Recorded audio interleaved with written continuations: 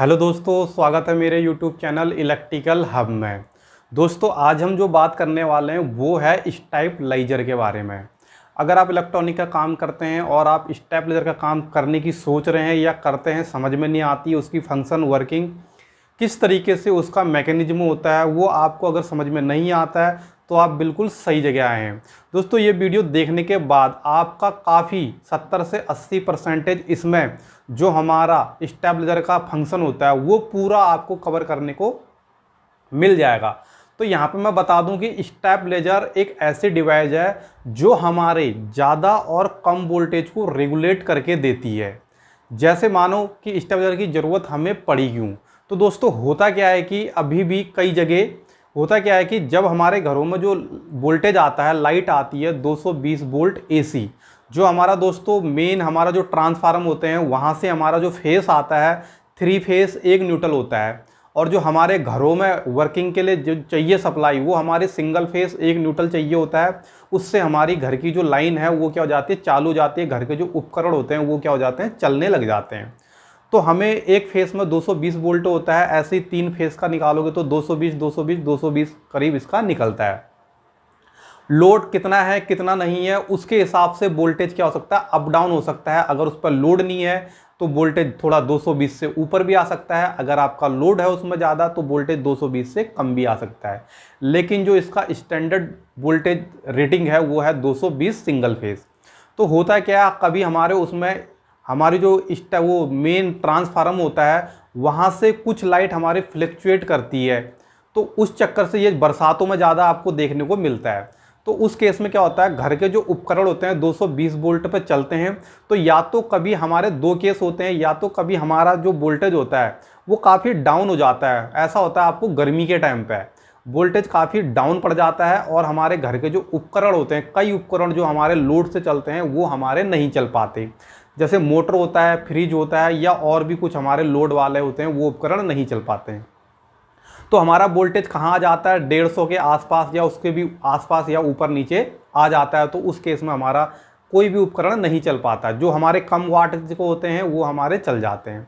और दूसरा केस ये होता है कि हमारा जब बरसातों के टाइम पे ये आपको ज़्यादा देखने को मिलता है कि 220 वोल्ट होता है, लेकिन वहाँ पे हमारा जो वोल्टेज होते हैं वो हमारे 230 90 50 उसके 300 के भी आसपास आपको देखने को मिल जाते हैं। जिस केस में होता यह है कि हमारे जो घर के उपकरण होते हैं वो क्या हो जाते हैं, ख़राब हो जाते हैं। वो क्या हो जाते हैं, उसकी कुछ वायरिंगें जल जाती है, या अगर कुछ उसके अंदर ऐसा सर्किट है तो वो क्या हो जाता है, हमारा जल जाता है। तो वोल्टेज कम आ जाए तो भी हमें प्रॉब्लम होती है, वोल्टेज ज़्यादा आ जाए तो भी हमारे को प्रॉब्लम आती है। तो इसी केस को देखते हुए एक स्टेबलाइजर होता है जो हमारा रेगुलेट स्टेबलाइजर कहते हैं।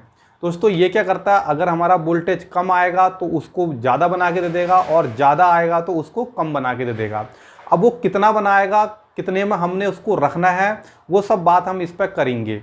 अगर हमारा 100 या 150 के बीच में आता है तो भी हमको वो 220 वोल्ट बना के देगा उसके आसपास। अगर हमारा 300 या 300 प्लस भी आ जाता है उसके आसपास वोल्टेज बना के देगा। अगर बहुत ज़्यादा आ जाता है तो वहाँ पे क्या कर देता है, लाइन को कट कर देता है, और जो हमारी स्टेबलाइजर से आउटपुट हमारे घरों पर जाती है वो हमारी बंद हो जाती है, और हमारे घर के उपकरण क्या हो जाते हैं, सेव हो जाते हैं। तो यहाँ पे यही देखेंगे कि स्टेबलाइजर हमारा किस तरीके से काम करता है। ये तो आप समझ गए होंगे कि स्टेबलाइजर हमारा क्यों लगाया जाता है घरों पे। तो यहाँ पे देख सकते हैं, सबसे पहले स्टेबलाइजर में हमारा जो मेन इस पर एक पार्ट्स होता है वो होता है ट्रांसफार्मर। दोस्तों एक ट्रांसफार्मर होता है, और उस ट्रांसफार्मर में कुछ हमारी टेपिंग होती है, हमारा उस पर वाइंडिंग करी होती है, और कुछ टेपिंगें होती हैं, उसको हम समझेंगे। और इसको हम ऑटोमेटिक जो हम इसे एडजस्ट करते हैं, पहले क्या होता था, हमारा मैनुअल आता था, हम उसको ऐसे घुमा करके उसको सेट करते थे। उसके बाद हमारा मैनुअल आता है, उसको भी हम मैनुअल को भी क्या करते हैं, वो ऐसे घुमा करके सेट करते थे, और ऑटोमेटिक अपने आप वोल्टेज के हिसाब से उसमें एक हमारा किट होता है जिसको हम मास्टर किट कहते हैं। वो क्या करता है, जिस हिसाब से हम उस पर सेटिंग करते हैं उस हिसाब से वो एडजस्ट कर लेता है। तो यहाँ पर हम देखते हैं स्टेबलाइजर, और उसमें कुछ रिले होती हैं, उनका फंक्शन किस तरीके से काम करता है, ताकि आपको स्टेबलाइजर रिपेयरिंग या स्टेबलाइजर आप बनाते हैं या आपको समझ नहीं आता है तो उसको आप काफ़ी अच्छे तरीके से समझ सकते हैं। तो जो यहाँ पर दोस्तों स्टेबलाइजर होता है वो किस तरीके से होता है, पहले आप यहाँ पर देख सकते हैं।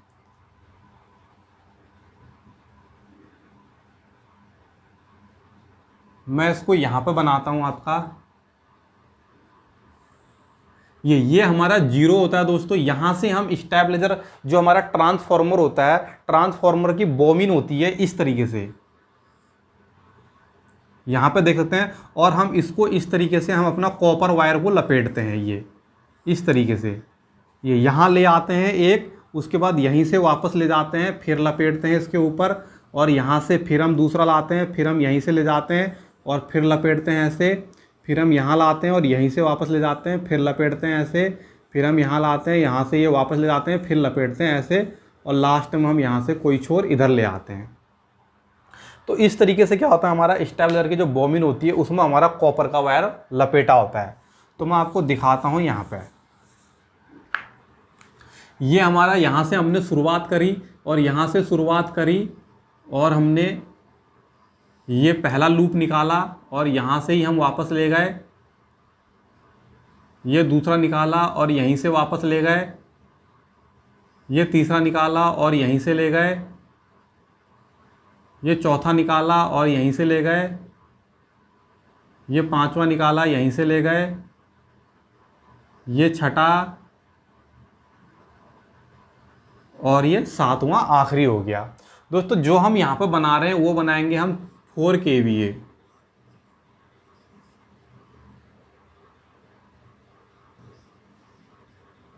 जो यहाँ पर डाटा यहाँ पर देख सकते हैं वो है हमारा 4 kVA का डाटा।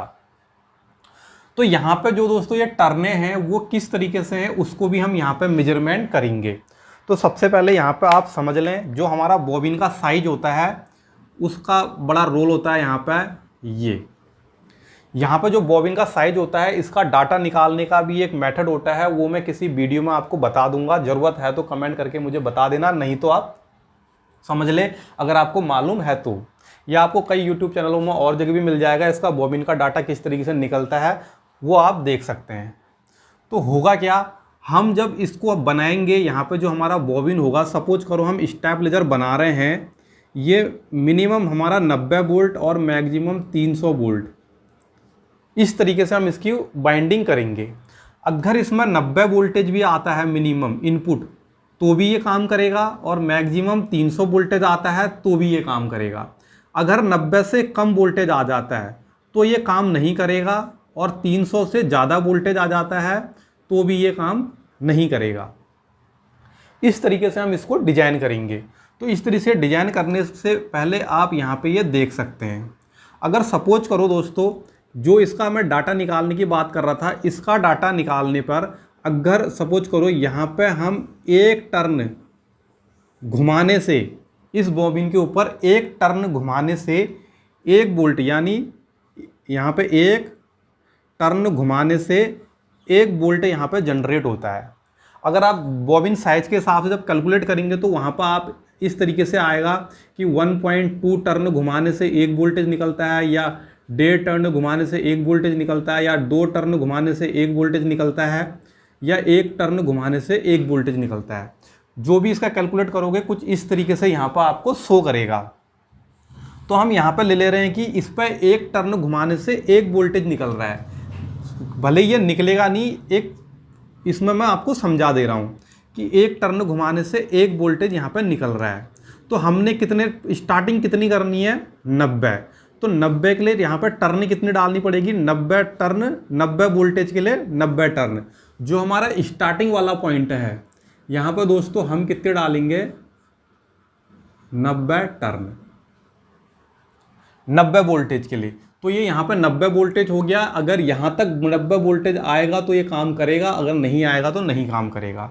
तो हमारे पहला जो लूप है उस पर हम कितनी टर्नें डालेंगे, 90।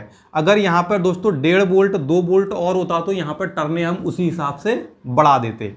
तो यहाँ पे समझने के लिए मैंने 1 टर्न 1 वोल्ट यहाँ पे दे रखा है। उसके बाद यहाँ पे हम ये मैं लिख देता हूँ, ये हो गया हमारा 90 वोल्ट। यहाँ पे ये देख सकते हैं 90 वोल्ट। उसके बाद हम यहाँ पे दोस्तों 120 वोल्ट कर देते हैं। 1 मिनट,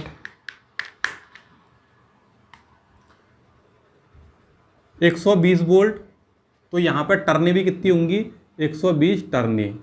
और यहाँ पे हम अब 150 वोल्ट, तो 150 टर्ने। अब यहाँ पे हम कर देते हैं 180 वोल्ट, तो यहाँ पे कितनी कर दूँ 180 टर्ने। उसके बाद यहाँ पे मैं कर देता हूँ दोस्तों 220 वोल्ट 220 टर्ने। यहाँ पे कर देता हूँ मैं 260 वोल्ट 260 टर्ने। और यहाँ पे मैं कर देता हूँ 300 वोल्ट, यहाँ पे आ जाएंगी 300 टर्ने, जो भी हमारी इस पर ये टर्ने डली हुई है।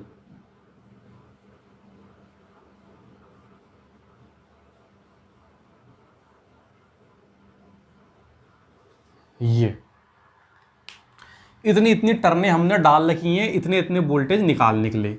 तो इस तरीके से हमने इसके लूप यहाँ पे निकाल दिए हैं।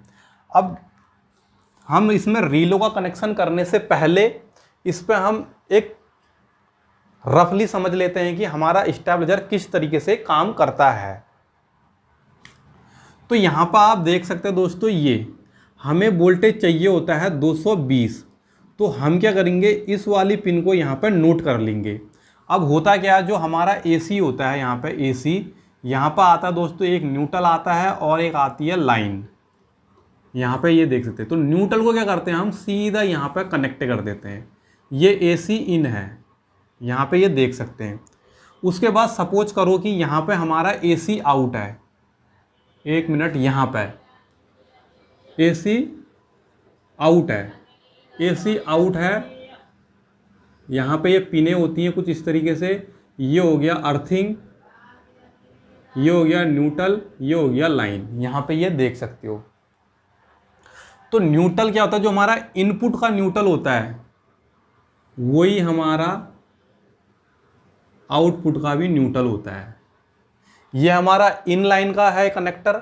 यहाँ पे मैं इसको कनेक्टर बना देता हूँ। ये देख सकते हैं, ये न्यूट्रल और ये हमारा है लाइन, और एक अर्थिंग का पॉइंट हो जाएगा। ये हो गया आपका AC इन और ये हो गया हमारा AC आउट। जो हमारे स्टेबलाइजर के पीछे कनेक्टर होते हैं वो ये हैं। एक कनेक्टर इनपुट का होता है, एक कनेक्टर हमारा आउटपुट का होता है। AC का जो न्यूट्रल होता है वही न्यूट्रल कहाँ जाता है, हमारा आउटपुट के न्यूट्रल में आता है। उसके बाद लाइन होता है, और जो हमारा वोल्टेज जो हमें रिक्वायर होती है वो वाली टेपिंग ले लेते हैं हम। ये 220 वोल्ट की यहाँ पे ये वोल्ट हैं सारे, ये 220 वोल्ट है। तो हम इसकी टेपिंग यहाँ पे से ले लेंगे और यहाँ पे वो जोड़ देंगे आउटपुट में। अब हमारी समझ लेना है 220 की टेपिंग हमने आउटपुट में 220 में जोड़ दी है। अब हमारा होता क्या है कि यहाँ पे ही वोल्टेज हमारे अप डाउन होंगे, या तो ज़्यादा आएंगे या कम आएंगे। तो ये ट्रांसफार्मर काम कितने से करेगा, 90 से 300 वोल्टेज तक ये क्या करेगा, वर्क करता है यहाँ पे। तो हमारे मिनिमम 90 वोल्टेज हो सकते हैं और मैक्सिमम 300 वोल्टेज हो सकते हैं। इस ट्रांसफार्मर की खासियत यह है दोस्तों, सपोज करो हमारा यहाँ पे गर्मी का सीजन है, वोल्टेज आ रहा है 90 या 90 के आसपास, 100 आ गया, 110 आ गया, 120 आ गया, कुछ भी आ गया। तो सपोज करो यहाँ पे 110 आ गया। जब 110 वोल्टेज आएगा तो 110 के नज़दीक में हमारी ये दोनों टेपिंग है। पहले मैं ऐसे समझा देता हूँ कि हमारा वोल्टेज आ रहा है 120। सपोज करो वोल्टेज कितना आ रहा है हमारा, 120 आ रहा है। तो हमारा जो रिले होती हैं वो इस तरीके से, जैसे 120 हो रही है, रिलो का काम अभी हम आगे करेंगे। अगर हम 120 वोल्टेज आ रहा है, अगर हम इस 120 वोल्टेज को हम यहाँ पर ला के कनेक्ट कर दें लाइन को, तो होता क्या है, जो भी हमारी टेपिंग है ये 120 वोल्ट 120 वाली टेपिंग पर अगर हमने कनेक्ट कर दिया है, तो हमारी इन टेपिंगों पे जितने वोल्टेज की ये टेपिंगें हैं, इतने वोल्टेज हमारे आने शुरू हो जाएंगे। समझे आराम से। अगर इनपुट हमारा 120 आ रहा है और ये 120 हमने अगर 120 वाले वोल्टेज की टेपिंग पे कनेक्ट कर दिया, तो हमारा इस टेपिंग पे 150 वोल्ट, इसमें 180 वोल्ट, इसमें 220 वोल्ट, इसमें 260 वोल्ट, इसमें 300 वोल्टेज आने शुरू हो जाएंगे। लेकिन हमारा आउटपुट में देख सकते हैं 220 वोल्ट हमारा परमानेंट आउटपुट पर लगा हुआ है, यहाँ पे ये देख सकते हैं। तो परमानेंट हमारा 220 वोल्ट आउटपुट पर जब लगा हुआ है, तो हमारा अगर 120 वोल्ट इन भी होता है तो भी हमको 220 वोल्ट आउटपुट मिल जाएगा, यहाँ पे ये देख सकते हैं। और इसी तरीके से अगर हमारा यहाँ पे वोल्टेज और डाउन हो जाता है, हमारा वोल्टेज हो जाता है 90, जब वोल्टेज हमारा 90 हो जाएगा और 90 ही वाली टेपिंग पर हमारा इनपुट चले गया है, तो आउटपुट पर हमारे बाकी वोल्टेज जनरेट शुरू हो जाएंगे, यानी आने शुरू हो जाएंगे। यहाँ पे ये देख सकते हैं इस तरीके से। यहाँ पे दे देते हैं इनपुट पर जो हमारा अगर 90 वोल्टेज है और ये टेपिंग ठीक 90 पे ही कनेक्ट हो गई, तो यहाँ पे हमारा 120 वोल्ट, यहाँ पे 150, 180, 220, 260, 300 इतने वोल्टेज हमारे यहाँ पे आने शुरू हो जाएंगे। ये तो हो गया आपका यहाँ पे। अब दूसरा केस क्या होगा, हमारा वोल्टेज सपोज करो 110 आ गया। जब 110 आएगा तो हमारा इसमें कनेक्ट होगा या इसमें कनेक्ट होगा, तो ये क्या करेगा, इन दोनों में से जो भी हमारा नज़दीक है, 110 के बाद 120 आता है, 90, 100, 110, इसमें आपका ज़्यादा डिफरेंस है, ये इसके काफ़ी नज़दीक है। अगर 110 वोल्ट यहाँ पर इन होता है तो ये 120 के साथ कनेक्ट हो जाएगा, यहाँ पे ये देख सकते हैं, क्योंकि इसके साथ इसका नज़दीक है। और उसके बाद यहाँ पे देख सकते हैं, अब ये तो हो गया लो वोल्टेज, गर्मी के टाइम पे लो वोल्टेज आ रहा है लेकिन 220 वोल्ट आउट दे रहा है, पूरी बिजली आ रही है, फैन वैन हमारे, होता क्या गर्मी में फैन वैन काफ़ी कम चलने लग जाते हैं, स्लो चलने लग जाते हैं, आदमी परेशान हो जाता है। तो स्टेबलाइजर आपका लगा होगा तो 90 वोल्टेज को भी वो 220 वोल्ट में बदल देगा, 120 आएगा उसे भी 220 में बदल देगा। अब हमारा जब बरसात आ जाती है तो उसमें वोल्टेज काफ़ी ओवर हो जाते हैं, हाई हो जाते हैं, या कभी वैसे भी हो जाते हैं। उस केस में क्या होगा, अगर सपोज करो हमारा 250 वोल्टेज आ रहा है, 260 वोल्ट आ रहा है, तो ये टेपिंग आएगी हमारी 260 में कनेक्ट हो जाएगी। जब ये टेपिंग 260 में कनेक्ट होगी तो यहाँ पर हमारा 300 वोल्ट, यहाँ पे 220 वोल्ट, यहाँ पे 180 वोल्ट, यहाँ पे 150 वोल्ट, यहाँ पे 120 वोल्ट, यहाँ पे 90 वोल्ट आने शुरू हो जाएंगे। तो हमारी आउटपुट की टेपिंग देख सकते हैं परमानेंट 220 वोल्ट पे ही टिकी हुई है। तो ये क्या करेगी, 220 वोल्ट पे टिकी हुई है, तो ये क्या करेगी, यहाँ पे वो 220 वोल्ट आउटपुट हमेशा देगी। यहाँ पे ये देख सकते हैं आउटपुट हमेशा ही 220 वोल्ट दे रही है यहाँ पे। तो हमारा 250 आ जाए तो भी 220 वोल्ट निकला, 120 आ जाए तो भी 220 वोल्ट निकला, 90 आ जाए तो भी 220 वोल्ट आया, यानी हमारे स्टेबलाइजर में कोई प्रॉब्लम नहीं आ रही है। अब क्या होगा, अगर ये वोल्टेज हमारा 300 आ गया, यहाँ पे देख सकते हैं 300 आ गया ये, जब ये वोल्टेज हमारा 300 आएगा तो यहाँ पे देख सकते हैं, जब ये वोल्टेज 300 आएगा तो यहाँ पे 260, 220, 180 सेम वोल्टेज निकलेंगे और 220 पर आउटपुट टिका हुआ है, न्यूट्रल हमारा कॉमन ही होता है, और उसके बाद हमारा 220 वोल्ट आउटपुट यहाँ पे आ जाएगा। ये तो आपने ज़्यादा वोल्टेज, जो हाई वोल्टेज आते हैं वो भी देख लिया है, और जो लो वोल्टेज आते हैं वो भी देख लिया है। अब हम समझते हैं कि वोल्टेज अगर बहुत ज़्यादा डाउन आ जाए और बहुत ज़्यादा हाई आ जाए, उस केस में इसमें क्या फ़र्क पड़ेगा।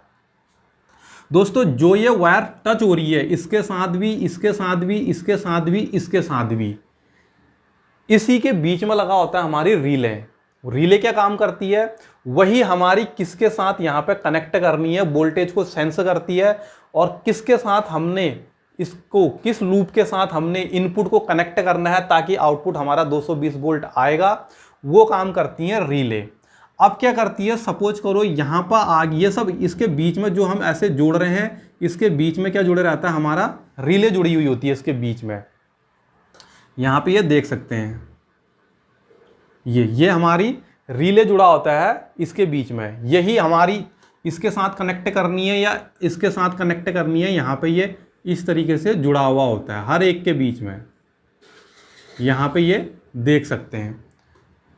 तो अब होगा क्या, जब आपका वोल्टेज काफ़ी हाई आएगा, जब वोल्टेज काफ़ी हाई वोल्टेज आ गया, यहाँ पे वोल्टेज आ गया आपका, सपोज करो 330 वोल्टेज आ गया, यहाँ पर 330 वोल्ट आ गया, तो जब 330 वोल्ट आएगा, इस पूरे में बहेगा 330 वोल्ट, तो ये जो इसके बीच में रिले हैं, ये यहाँ पे देख सकते हैं, ये इसके बीच में जब रिले हैं, क्योंकि इस लाइन में तो 330 वोल्ट आ गया है, तो क्या होगा, यहाँ पे से ये कोई भी रिले ऑन नहीं होगा। यहाँ पे देख सकते हैं कोई भी रिले ऑन नहीं होगा जिससे हमारा वोल्टेज आगे जाए। तो यहाँ पे देखते हैं ये इसके बीच में रिले लगी होती है। अब ये सारी रिले यहाँ से जैसे ही 120 वोल्ट या 120 वोल्ट आएगा, इसका जो मेन कंट्रोल बोर्ड होता है, कंट्रोल पीसीबी। जो मेन कंट्रोल पीसीबी होती है इस पर भी इसका इनपुट जुड़ा हुआ होता है, इसके साथ ये सेंस करता है। यहाँ पे कुछ सर्किट लगे हुए होते हैं, रेजिस्टेंस डायोड लगे होते हैं, जिससे ये वोल्टेज यहाँ सेंस करता है। अब वो सेंस कैसे करता है यहाँ पर आप समझ सकते हैं। इसमें एक मेन आईसी होता है, माइक्रो इसे बोलते हैं, माइक्रो कंट्रोल इसे कहते हैं, माइक्रो कंट्रोल। अब इसमें क्या होता है, यहाँ पे सपोज करो रेजिस्टेंस और डायोड लग करके यहाँ पे हमारा ये डायोड है, यहाँ पे लग करके हमारा इसका इन आ रहा है यहाँ पे, और यहाँ पे वोल्टेज आ रहे हैं सपोज करो दो वोल्टेज आ रहे हैं। वो कब आ रहे हैं, जब यहाँ पे वोल्टेज है 90, तो यहाँ पे 2 वोल्टेज आ रहे हैं। और जैसे ही वोल्टेज आ गए 120, यहाँ पे मैं अभी करता हूँ 1 मिनट, 90 वोल्टेज आ रहे हैं तो 2 वोल्टेज यहाँ पर आ जा रहे हैं डायोड रेजिस्टेंस के थ्रू, और 120 वोल्टेज आ रहे हैं तो उसके बाद यहाँ पर आपके 2.5 वोल्ट हो जा रहे हैं, और 150 आने पे ये 3 वोल्ट हो जा रहे हैं, 180 आने पे ये 3.5 वोल्ट हो जा रहे हैं। इस तरीके से आगे बढ़ते हुए आ रहा है।